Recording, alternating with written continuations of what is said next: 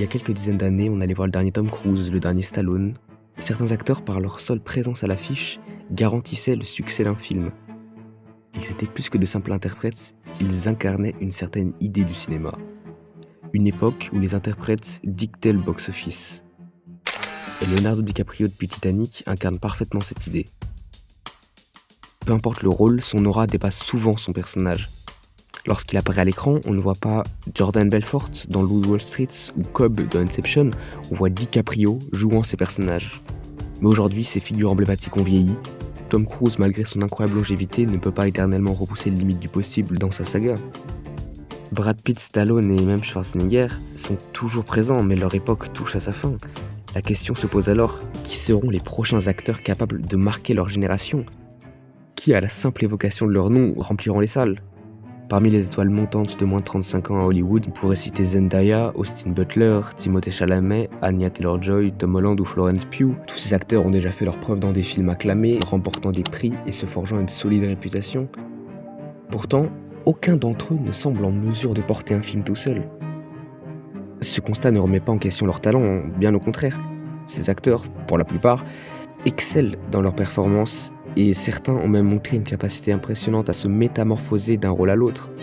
Ce n'est donc pas eux qui sont en cause, mais plutôt l'évolution du cinéma lui-même.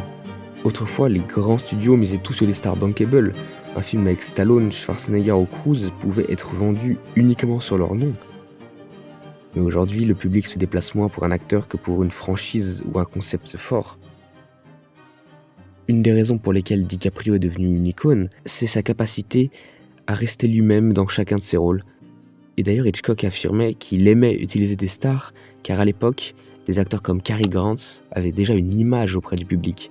Cela permettait d'éviter la partie de présentation d'un personnage.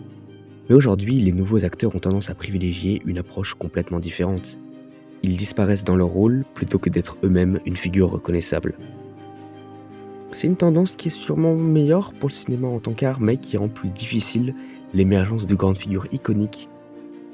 Si le nouveau DiCaprio n'existera sans doute jamais, cela ne signifie pas que nous sommes condamnés à un cinéma sans icône. Simplement, les acteurs marquants de cette génération le feront d'une manière différente. L'âge d'or des acteurs bankable est peut-être révolu, mais cela n'empêche pas la nouvelle génération d'avoir un impact fort sur le cinéma. Simplement, le rapport entre les spectateurs et les acteurs a changé. On ne suit plus uniquement une star, mais aussi un univers, un réalisateur, un concept. Aujourd'hui, ce ne sont plus uniquement les acteurs qui font le succès d'un film, mais aussi la qualité du projet, le bouche à oreille et la capacité du film à s'inscrire dans l'air du temps. Alors, y aura-t-il un nouveau DiCaprio ? Probablement pas. Y aura-t-il des acteurs qui marqueront le cinéma et qui captiveront des générations ? Évidemment.